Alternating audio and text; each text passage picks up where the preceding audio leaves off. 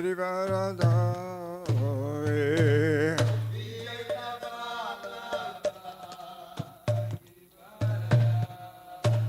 Jai Gopichana Vallabha Girivarada.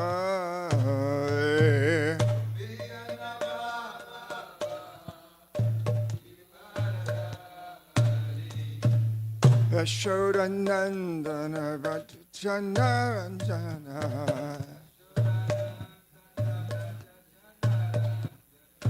Yashodanandana Vajana Ranjana Jamunatira Vanachara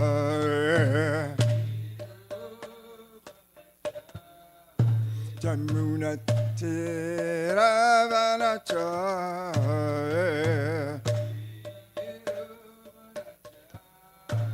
Jarada Madhava Kunjabihar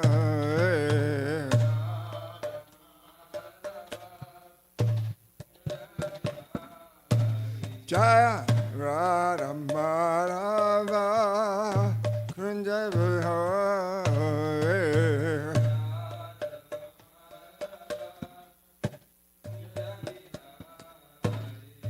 La Gopijana Vallabha Girivarada.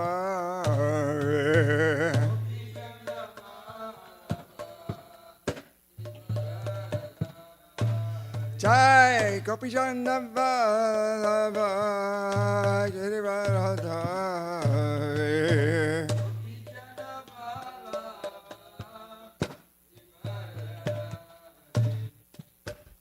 Yashodanandana Vajana Ranjana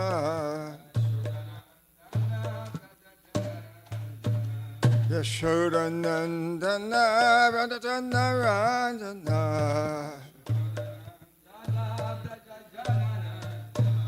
Jamunatira Vanachara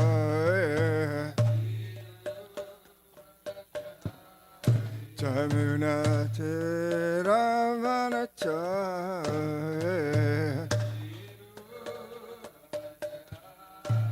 Jarada Madhava Kunjabihar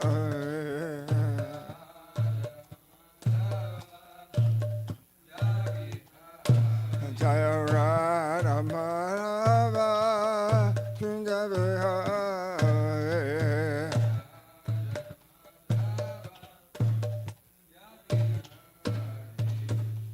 Jai Om Vishnupad Paramahansa.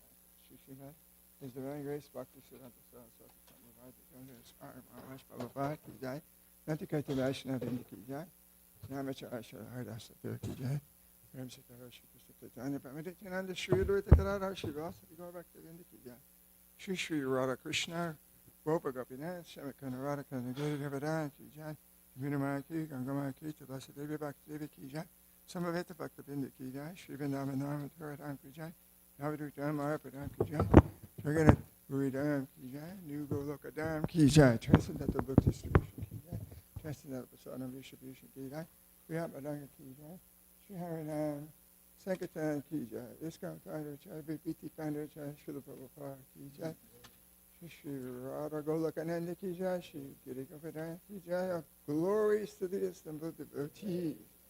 Glories to the assembled devotees. Glories are glories to Shri Shri Guhan Gauranga.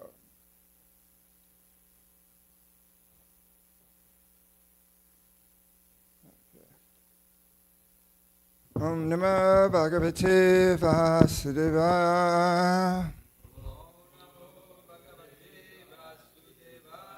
Om Namah Bhagavate Vasudevaya. Om Namah Bhagavate Vasudevaya.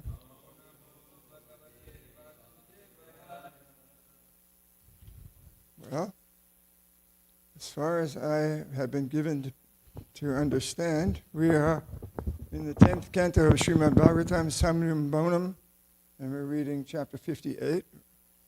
Krishna marries 5 princesses, and Drishta Prabhu read up to 36 yesterday.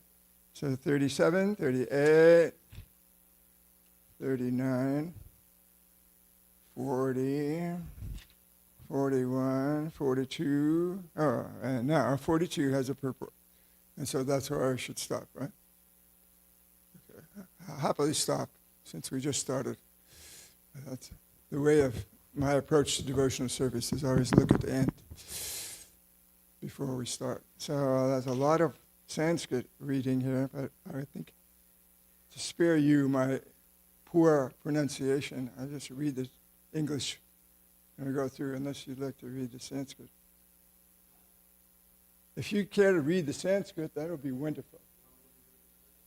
If you wouldn't mind.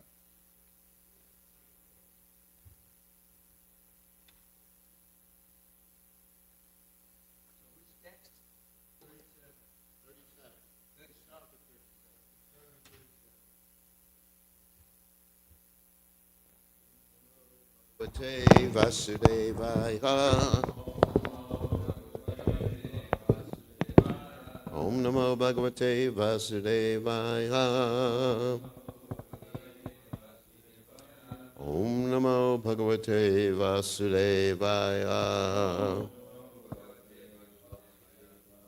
Yat Pada Pankaja Raja Shirasa Vivarti Shrir Abhyat Ja Sa Girisha Saha Loka Palai Lila Tanu Swak Krita Setu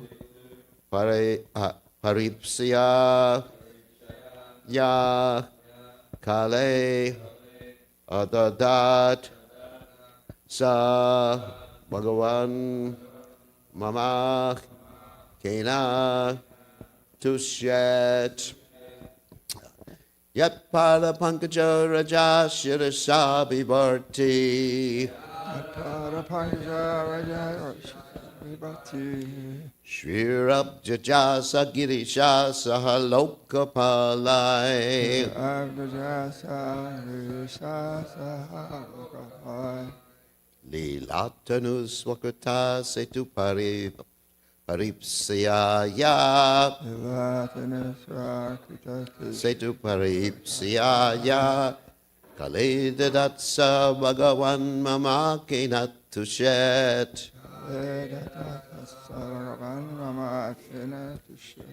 Yat Pada Pankaja Raja Shirasha Vivarti Shirab Jaja Sagirisha Sahaloka Palai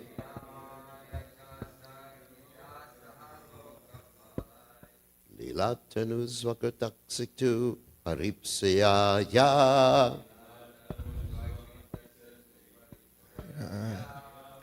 Kaledadatsa Bhagavan Mama Kenatushet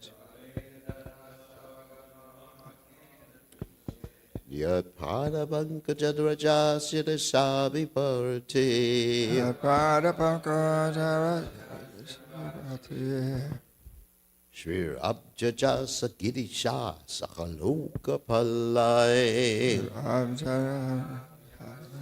Sahaloka Palai Lilatanu Swakataksik tu Paripsaya Lilatanu Paripsaya Kaledadatsa Bhagavan Mama Kenatushet Kaledadatsa Bhagavan Mama Kenatushet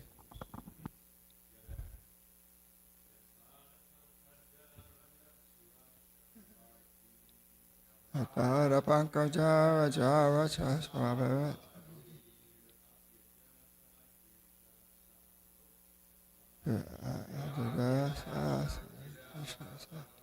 Pralaya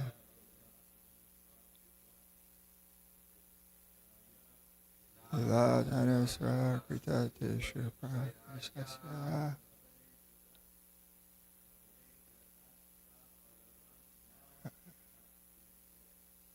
Aleda Tatsa Bhagavan Mama Kena Fishi.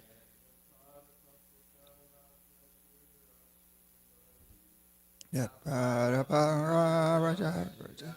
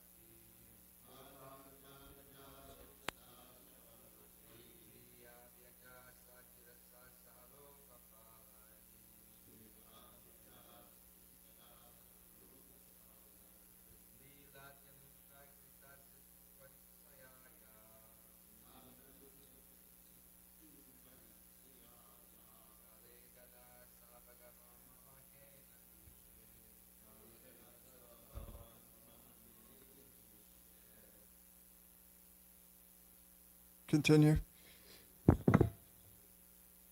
Shall we just read this translation now? Yeah, whatever you want to do. With your permission. Goddess Lakshmi, Lord Brahma, Lord Shiva, and the rulers of the various planets place the dust of his lotus feet on their heads, and to protect the codes of religion which he has created, he assumes pastime incarnations at various times. How may that Supreme Personality of Godhead become pleased with me? Perhaps repeating it is very nice, if you don't mind. Goddess Lakshmi, Lord Brahma, Lord Shiva, and the rulers of the various planets place the dust of his lotus feet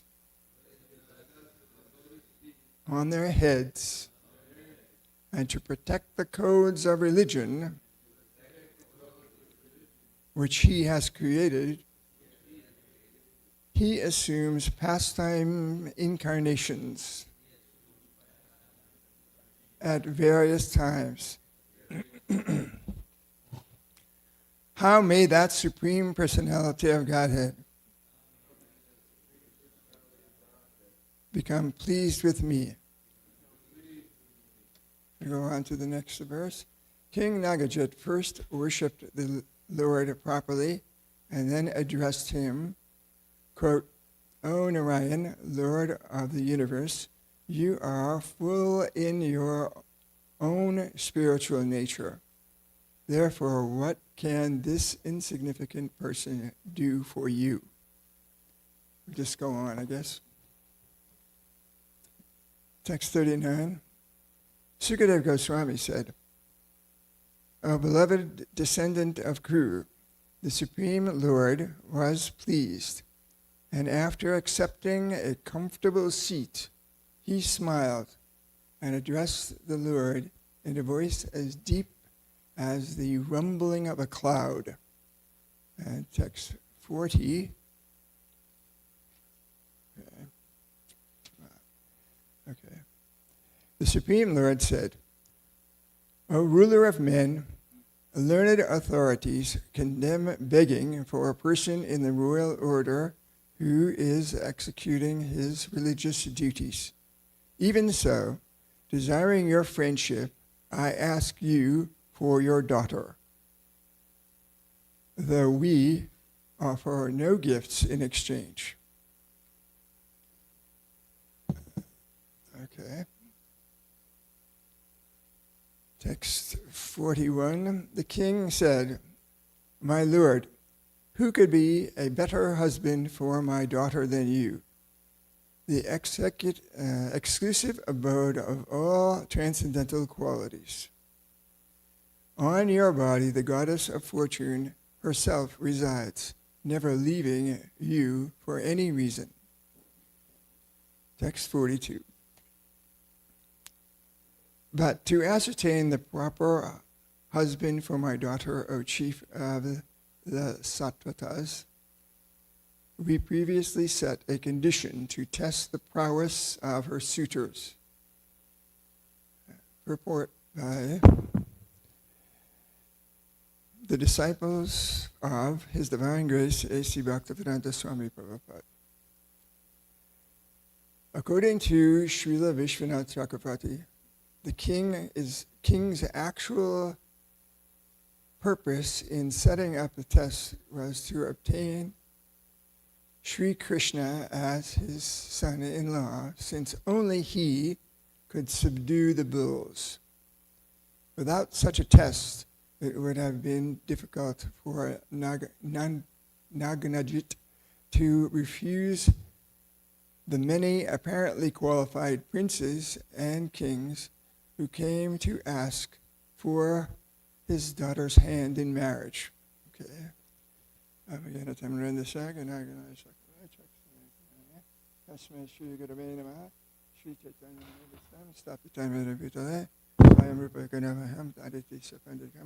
Vandeham Shri Guru Shri Guru Shri Guru Vaishnava Shri Rupam Sahajakam Sahagana Aganatam Tam Sajivam Sadaitam Sapadutam Parijana Saitam Shri Krishna Chaitanya Devam Shri Radha Krishna Padansaga Ganalaita Shri Vishakavitam Shah Hey Krishna Karuna Sindha Dina Banerjee Gapate Gopisha Gopa Kakanta Radha Kanta Namasate Tapta Kanchana Gaurangi Radha Vindavarshari Vishabhanasita Devi Pranamari Hari Priya Vanchakapati Vishya Kripasinda Vyapachapatita Amamara Shri Krishna Chaitanya Prabhanitananda Shri Advaita Gadadhara Shri Vasadi Gaura Bhaktivedanta Hare Krishna Krishna Krishna Hare Hare Hare Rama Rama Rama Hare Hare. I don't know where I'm not finding it. There we go. That's right.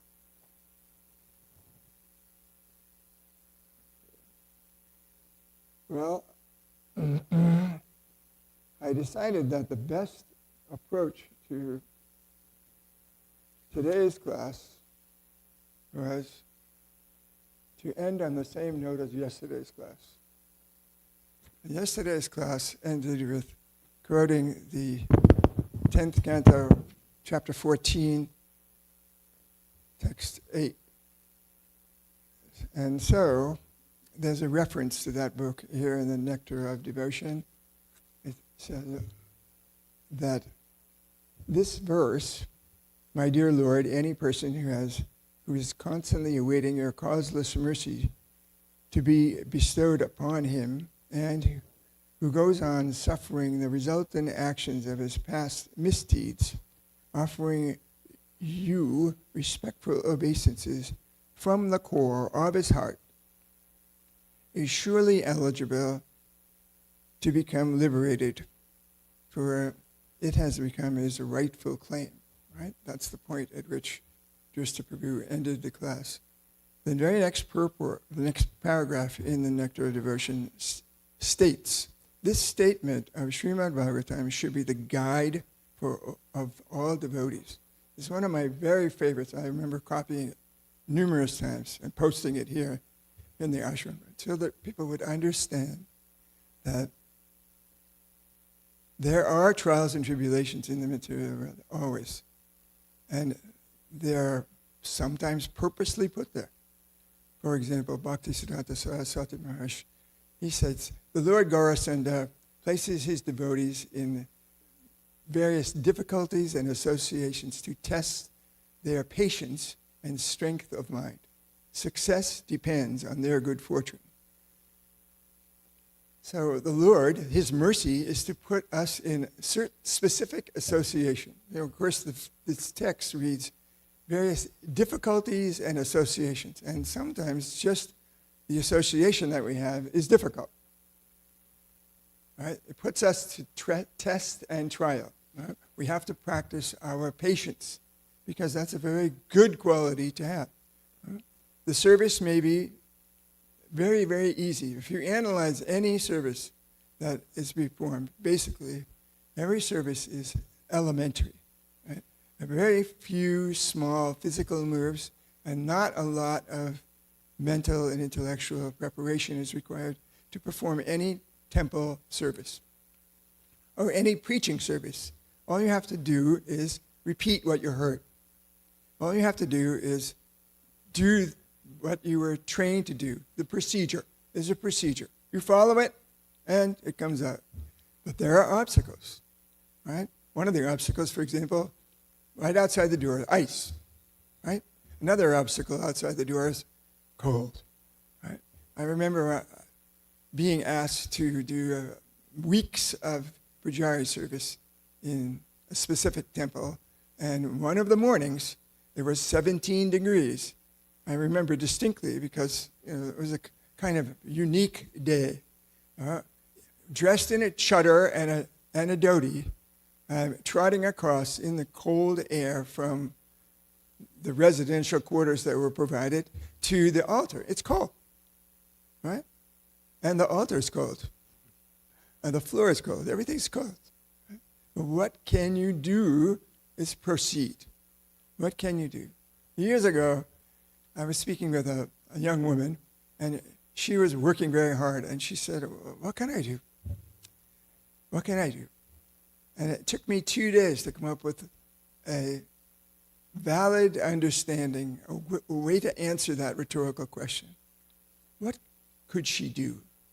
She could only do what she was doing.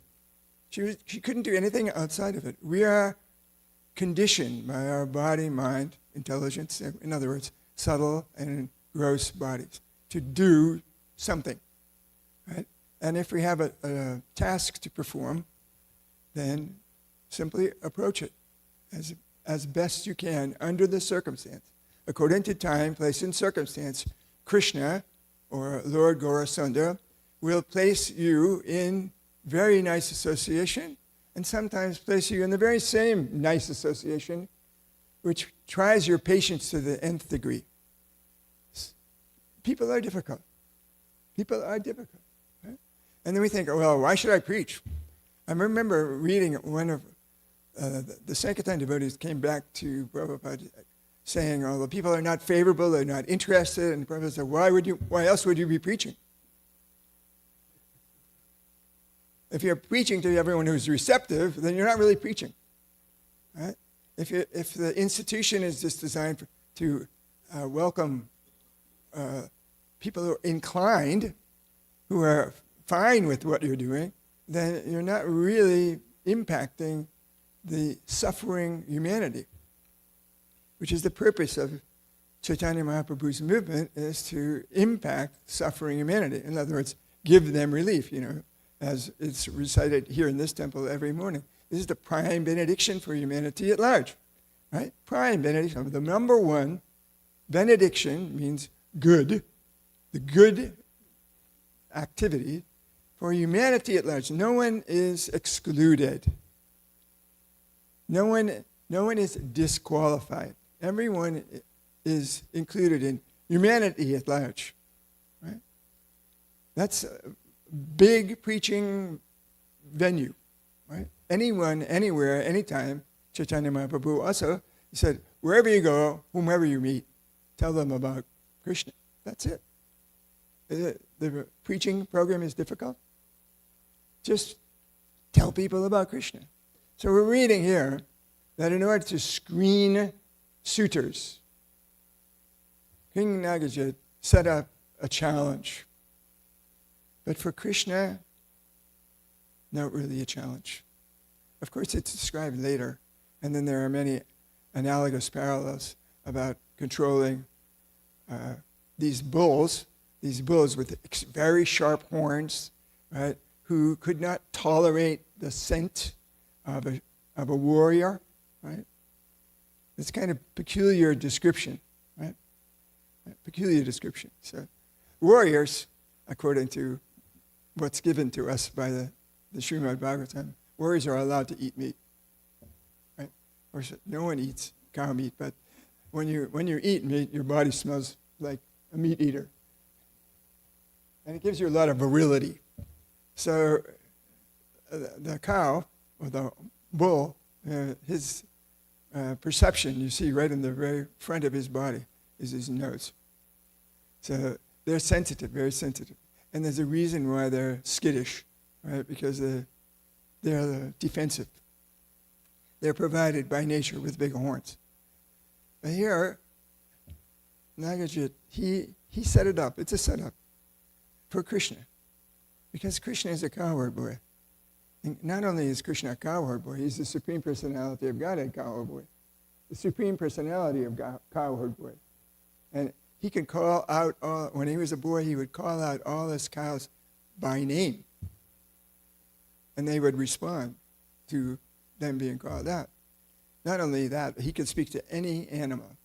He had the capacity to speak with all species and all languages. Right? He had a linguist, the maximum linguist, even with the animals. So for him to speak even intuitively within his heart, from the heart of the Supreme Personality of Godhead to the heart of any expansion of the Supreme Personality of Godhead. It's a direct line, right? Not a long distance call, direct line. So if he wanted to bring these bulls under control, he needn't expand himself into 7. But since, everyone likes the fact that Krishna has access to all mystic power, and one of the standard mystic powers is that you can expand your body, if you're a mystic yogi, into, I think, up to 8 various forms. And they can all do the same thing. They can only do the same thing. But Krishna, of course, he can expand himself into countless cowherd boys and calves. We have a pastime about that. And then he can expand himself so that individualized husband, and this is the very beginning of the whole husbandry concept. Right? For him to expand, it's just a show. For him, it's fun. He's having fun all the time. And there's no risk of the big horns. And, well, even though he's posing as a Kshatriya, he doesn't smell like a Kshatriya. He smells like a lotus. The Supreme Personality of God, he is attractive on all levels, including fragrance. He is very fragrant and not intimidating, not imposing, not aggressive, unless he wants to be. And so to control 7 bulls is not a big deal for him. But it would be a tremendous obstacle to anyone else who was trying to gain the hand of Nagajit's daughter. Another point from the earlier verse is that although Krishna is calling out the precepts of like Niti Shastra, the principles of politics, he's saying, well, even though I shouldn't beg, I'm not a beggar, I shouldn't be a beggar because I'm in this position in society, but I'm going to beg the hand of your daughter. It's kind of interesting because when you beg the hand of a daughter, what you're asking for is a tremendous amount of responsibility. When you take the hand of a woman, then you are accepting a life sentence. Not only your sentence, but the sentence of the other person. Right? This is a hope that no one will be offended by it, but everyone will understand how much difficulty you're having with your own body. Right? You have some working experience with that. So you generally have an equal, or if not more, difficulty with your own mind. Right? You have difficulty. It's not easy. But then in order to solve your problems, you decide to double it. So here you are having tremendous amount of difficulty with your body, your mind, and your economy, and your whatever else the material world puts in front of you. And then in order to thinking, I can solve the problem if I gain some assistance, right? I gain some assistance, I'll find a good partner, right? But what you're actually doing, what both sides are doing, because both sides are looking for each other, you're doubling your trouble. Right? So if you need a reason not to wade into that type of relationship, mathematically, that one's pretty good, legitimate argument, right? Otherwise, according to Vedas, according to the Vedic principle, a single man is a bum. He's not going to do anything. He's not ambitious. He's not really going to. So the social circumstance arranges for the person who doesn't really have any ambition, doesn't really have any desire. He links with the source of all desires and the source of all ambition, right? One time, Prabhupada took his disciple to the window in New York, took him to the window, and he says, "Oh, do you know why all these massive buildings are built and all these roads, nice straight roads?" And then the devotees were bewildered. It's like, beautiful women. Right? They inspire. According to first canto, if you care to do some homework, you see Srila Prabhupada in his purports basically summarizes all of Bhishmadeva's teachings. But one purport, women as a class, this is a quote from the purport, women as a class are inspiration to men, right? Not that they're outcasts, they're really very important, because otherwise, you just have people wandering aimlessly in the material world. You give them a purpose, plus,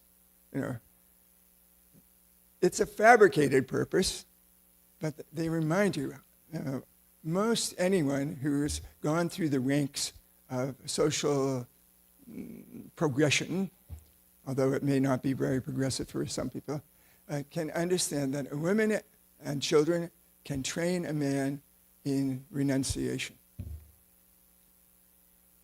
One of the very best programs to learn how to be renounced is to try to satisfy someone who can never be satisfied. Never. In fact, you can hardly be dissatisfied. And then I guess, as I mentioned a few moments ago, that you double that. So your satisfaction, your capacity to satisfy becomes even more difficult. So what is the option to working like the devil to try to satisfy your own desire or the desire of someone else or all the desires of your wee ones is to renounce. But not renounce by dropping it all, but renounce the attachment. That's what's really the renounced approach. And you mentioned this yesterday. And we go through trial and error, and we're defamed, and we're belittled, and we're put to, but here, this verse that you read yesterday, where I put my specs. This verse that you read yesterday is that the inherent quality of the soul, inherent, in other words, is servant of the Supreme Personality of Godhead. And you place other goals in the path in order to comprehend the difficulty of all the other obstacles. You go through them. You accept the responsibility in a detached fashion. And through that practice of detachment, then one becomes a qualified, bona fide renunciant. Right? Let's see. On the 12th, if you have one of those Prabhupada calendars, there's a quote from Prabhupada in a letter, I believe he says, that a man with a beautiful and accommodating wife is better than a brahmachari. A man who can restrain his urges in the association of a beautiful and accommodating wife is better than a brahmachari. It's from January 12th, if you have that calendar. My son happens to be born on that day, so I photographed that day and sent it to him as a birthday gift last year, because he has an accommodating wife, right? And 2 children. He's surrounded by women. So he's always working very, very hard, always, right? And he's formulated his life in such a way that he can still perform some service to the community and to others and to his family without being, he's a miraculously calm man, right? He's, in a way, renounced, right? This is the description of a devotee. When you read the Bhagavad Gita, the description of a devotee is that they're actually renounced. A true renunciate, because they're giving their life to the Supreme Personality of Godhead. In this pastime, with the obstacles to gain, I was thinking, the overview of this chapter is, how is it that Krishna, without any financial backing, is able to become this opulent king? Is it because he collected lots of dowries? Lots and lots of dowries. Having so many wives, so many kings were grateful to him, and the dowries came. But he didn't arrange that for the purpose of economic development.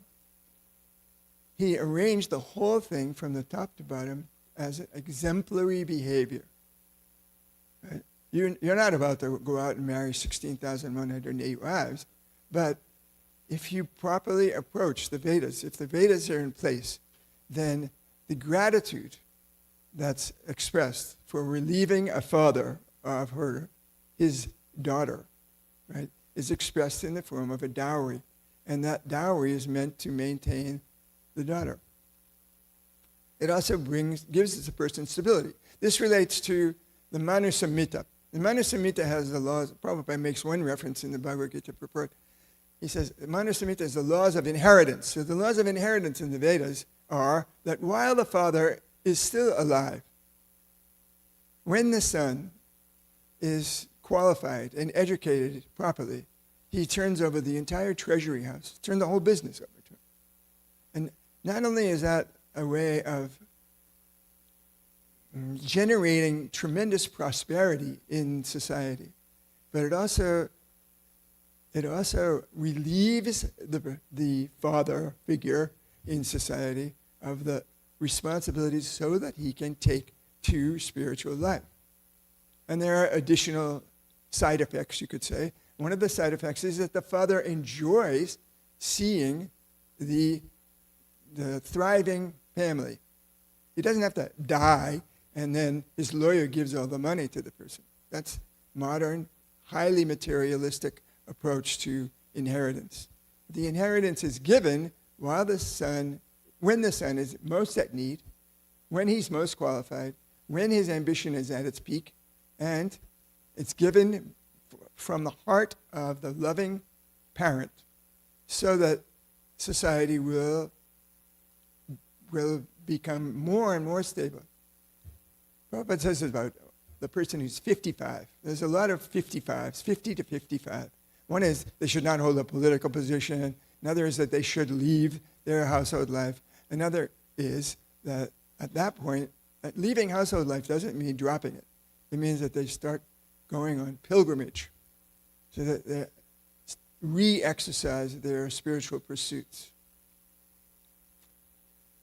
The whole system is to generate an opportunity for advancement in spiritual life.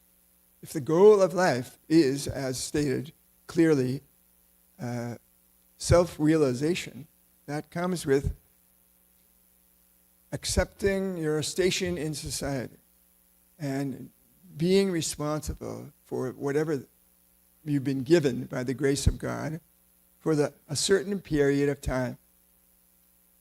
And then at that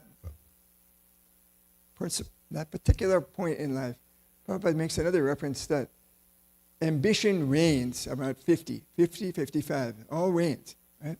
So now we have politicians in the world, and they're all really old, and they don't really have any ambition. It's just false ego, and they can push their weight around, they push the money around, and push their armies around, but it is so much better to have a younger man who has some ambition left and has some vision and turn all the wealth and all the power over to that person and remain as an advisor.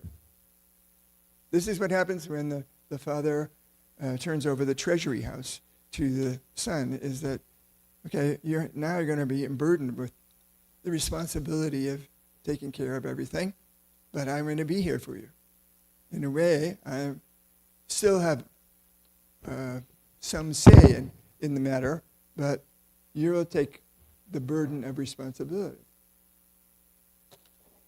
Okay, another another little passage I was going to read. It's this is from also Nectar of Devotion. Ata Shri Krishna Namane Nabhavad Graha Indriya Sevamukta Jivano Swayam Eva Suhridad Ada. Quote, no one can understand Krishna as he is by the blunt material senses, but he reveals himself to the devotees because being pleased with them for their transcendental loving service to him. This is Bhakti Rasamrita Sindhu 1, 2, 2, 3, 4. And it's quoted in chapter 7 of Bhagavad Gita at the very end of text 3. Let's see, the last word in Bhagavad Gita, Brahman realization. Yes, here it is. Because Krishna is benevolently inclined to his devotees. He's benevolent, and he's the source of benevolence. And he's very much willing to turn all the responsibility of glorifying him over to his qualified devotees. So from him going out into the world and trying to situate himself to the next step along the way is that he gets married, and he gets married again, and he gets married again, married again, each in a heroic circumstance. Right? There's a circumstance said, here's a wife, and here's another wife, and here's another wife, and here's another wife, and here's a whole bunch of wives. And he accepts that responsibility without wavering in success or failure. He just accepts it. And so that's indicative of Krishna's capacity for renunciation. He is Bhagavan, so he is full in all opulences, including renunciation. So it was Toshan Krishna Prabhu who told me, well, he told the whole venue because he mentioned it in a Bhagavatam class, but I was on the podium. He said, Prabhupada had instructed the devotees to read the Nectar of Devotion 10 times. And I was thinking, wow, 10 times? I've only read it like 2. So I read it, and I read it again. I took it with me, and wherever I went, I just read it for over and over and over and over again, trying to understand why it would have been assigned to read it 10 times. And my conclusion is really elementary, and that is that Krishna sets an example, not an unapproachable super example. He sets a very approachable, very dynamic example of proper behavior and proper relationships with everyone. He's always respectful, he's always responsible, and he's always willing to reciprocate with everyone. Demon, saint, anyone in between, he reciprocates with his heart. And so, we can wrap it up there, I guess, and if there's any criticism or correction or comment or question, it would probably be better to speak to me one-on-one, because quite frankly, I'm handicapped, and hearing people from any distance is a little difficult, to tell you the truth. And I just want to thank you very much for the privilege of attempting to share a little bit of realization with you today. I really feel honored to sit over here, although there is a great distance. Okay, so maybe we just wrap it up there. Thank you very much for your attention. Srimad Bhagavatam ki jai, Srila Prabhupada ki jai.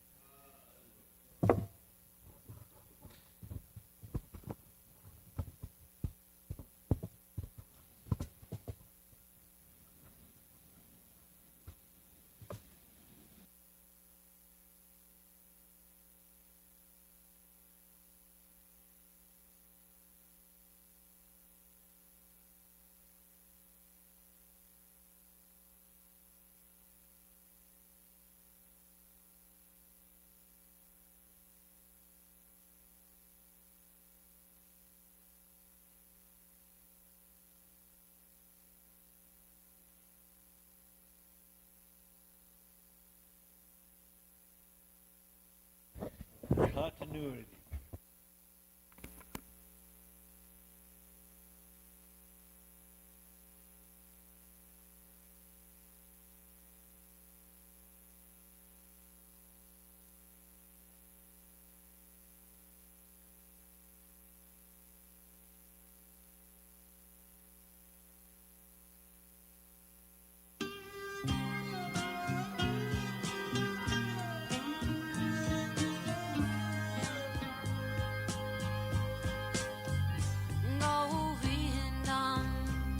Adipurusham Tamaham Bhajami Govindam Adipurusham Tamaham Bhajami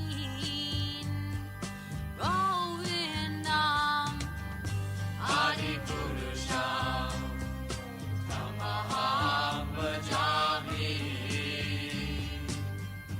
Enam Kanvandam Maravindanalayataksham Bharavatam Samasitam Buddhasundarangam Kandar Agom Vidamaniya Vishesha Shobham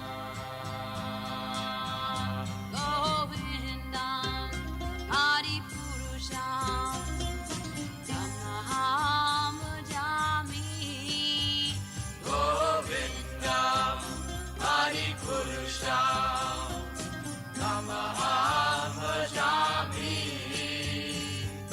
Govindam Adipurusham Tamaham Bhajami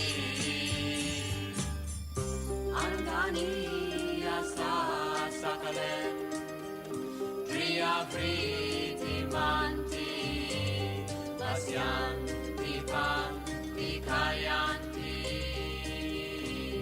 Chiram Naganti Ananda Chinmaya Sadhu Jala Vigrahasya Govindam Adipurusham Tamaham Bhajami Govindam Adipurusham Tamaham Bhajami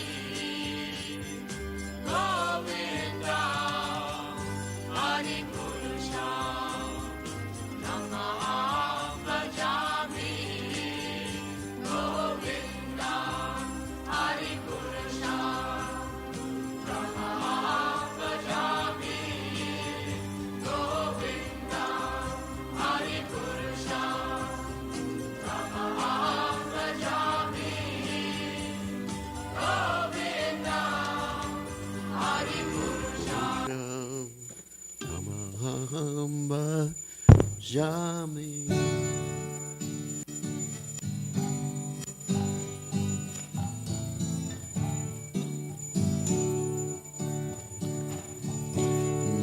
Namahom Vishnu Padaya Krishna Prasthaya Bhuttanaya Srimate Bhaktivedanta Namaniti Namanaya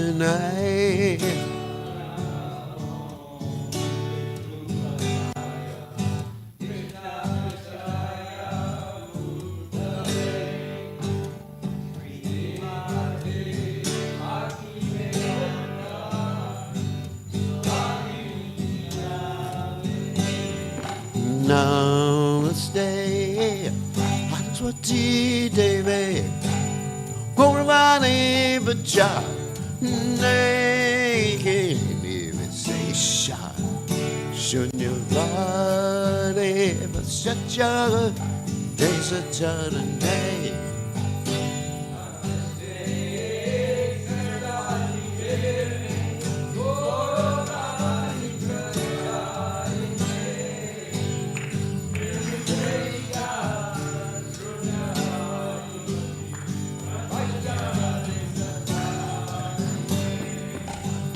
Jaya Shri Krishna Chaitanya Prabhu Nityananda Shri Advaita Gadada Siva Sari Gaur Bhakta Vrinda Shri Krishna Chaitanya Prabhu Nityananda Shri Advaita Siva Sari Gaur Bhakta Shri Krishna Chaitanya Prabhu Nityananda Sri Advaita Gadadhara Sivasari Gaurata Vrinda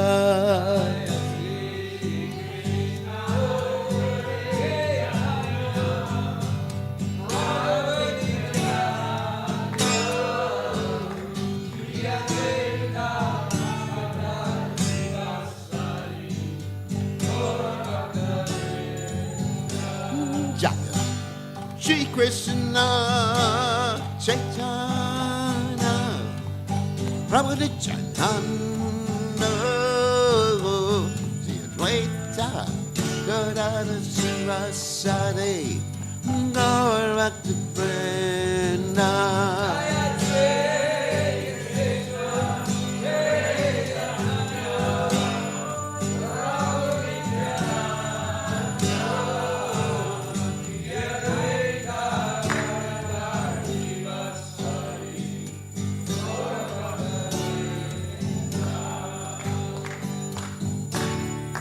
Hare Krishna, Hare Krishna, Krishna Krishna, Hare Hare, Hare Rama, Hare Rama, Rama Rama, Hare Hare.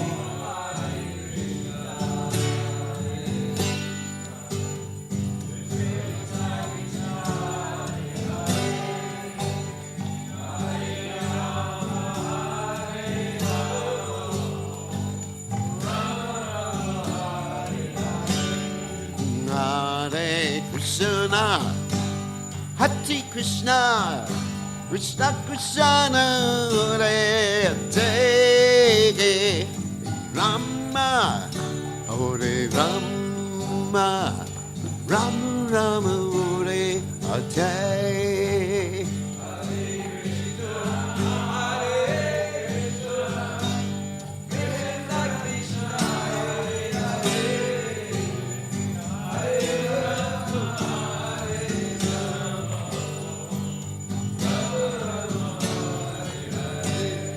Hare Krishna, Hare Krishna, Krishna Krishna, Hare Hare, Hare Rama, Hare Rama, Rama Rama, Hare Hare.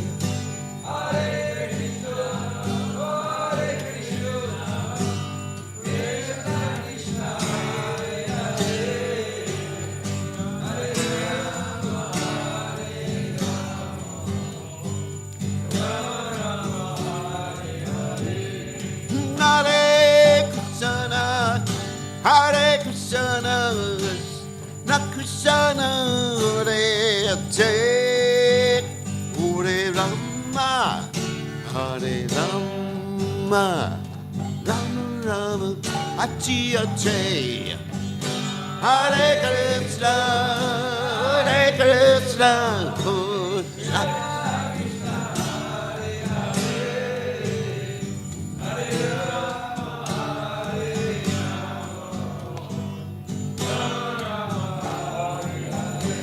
Hare Krishna, Hare Krishna, Krishna Krishna, Hare Hare Rama, Hare Rama, Rama Rama, Hare Hare.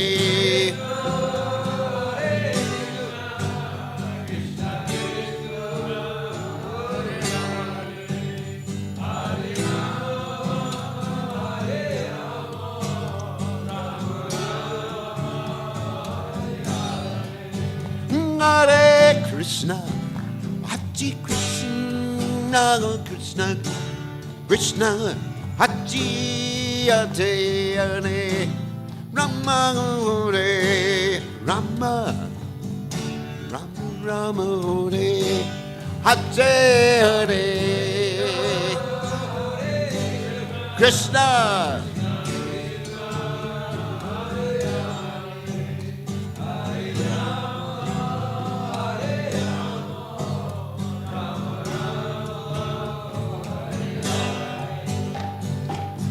Hare Krishna, Hare Krishna, Krishna Krishna, Hare Hare, Hare Ram, Ram Ram, Hare Hare.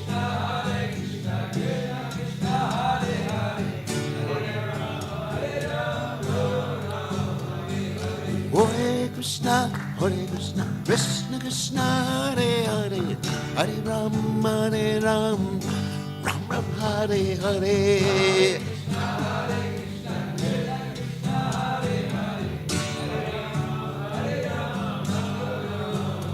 Jaya Radha Golokanana, Radha Golokanana, Radha Te.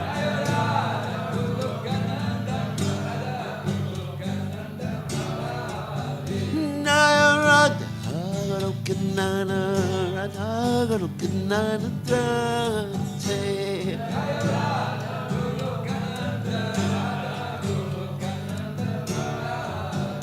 Jaya Radha.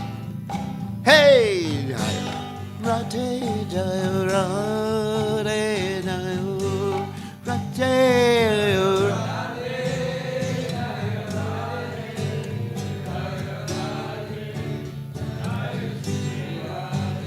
Jaya, Rade, hey, Rade, Jaya, Rade, Jaya, Rade, Jaya, Radhe, Jaya, Radhe, Jaya, Shri Radhe, Jai, Om Vishnu.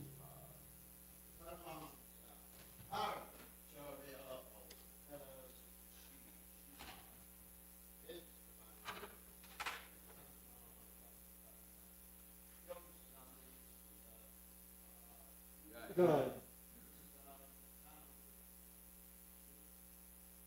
God. God.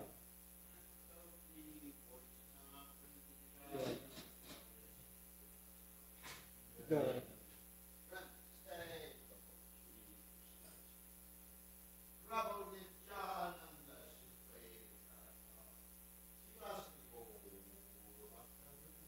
God. God.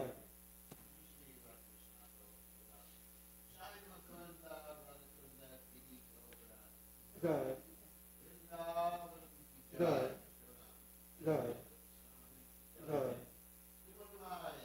God. God. God. Hari Bol. Hari Krishna. Hari Krishna. Hari Krishna. All praise to Sri Guru and Gauranga Shri God. Chaitodarpanam Arjanam Bhavamahadavagni Nirvapanam Shreya Kairavya Chandrikavitaranam Vidyavadu Jivanam Anandam Buddhi Vardhanam Pratipanam Pranamrita Swadanam Samanam Param Vijayate Shri Krishna Sankirtanam Nam Namakari Bahuda Nija Sarva Shaktis Tatrapitani Amita Smaranena Kala Etadrishi Tavakripa Bhagavan Mamapi Durdaiva Midrishami Hadjanina Nuraga Trinadapi Sunichena Tarorapi Suhishuna Amanina Manadena Kirtaniya Sadahari Nadanam Najanam Nasundarim Kavitam Vajagadisha Kamaye Mama Janmani Janmani Ishvare Bhavatad Bhaktir Ahoitaki Twai Ainanda Tanuja Kinkaram Patitam Mam Vishame Bhavam Buddha Kribayata Vabada Pankaja Stita Duli Sadrashim Vachintaya Nayanam Galadashu Dharaya Varanam Gad Gadarudaya Gira Pulakarnishitam Vapukada Tava Namagrahane Bhavishyati Yugayatam Namishena Chakshusha Pravashayatam Shunayatam Jagat Sarvam Govindam Virahena Me Ashalishyavapadamritam panastumam adarshanam marmahato karotuva yatatava vidadatulam pato mat prananatastusa eva napara. Victory to the Sri Krishna Sankirtan, which cleanses the heart of all the dust accumulated for years and extinguishes the fire of conditional life, of repeated birth and death. This Sankirtan movement is the prime benediction for humanity at large because it spreads the rays of the benediction moon. It is the life of all transcendental knowledge. It increases the ocean of transcendental bliss, and it enables us to fully taste the nectar for which we are always anxious. O my Lord, congregational chanting of your holy name alone can render all benediction to living beings, and thus you have hundreds and millions of names like Krishna and Govinda. In these transcendental names, you have invested all your transcendental energies. There are not even hard and fast rules for chanting these names. O my Lord, out of kindness you enable us to easily approach you by your holy names, but I am so unfortunate that I have no attraction for them. One should chant the holy name of the Lord in a humble state of mind, thinking oneself lower than the straw in the street. One should be more tolerant than a tree, devoid of all sense of false prestige, and should be ready to offer all respect to others. In such a state of mind, one can chant the holy name of the Lord constantly. O Almighty Lord, I have no desire to accumulate wealth, nor do I desire beautiful women, nor do I want any number of followers. I only want your causeless devotional service, birth after birth. O Son of Maharaj Nanda Krishna, I am your eternal servitor. Yet somehow or other I have fallen into the ocean of birth and death. Please pick me up from this ocean of death and place me as one of the atoms at your lotus feet. O my Lord, when will my eyes be decorated with tears of love flowing constantly when I chant your holy name? When will my voice choke up? And when will the hairs of my body stand on end at the recitation of your name?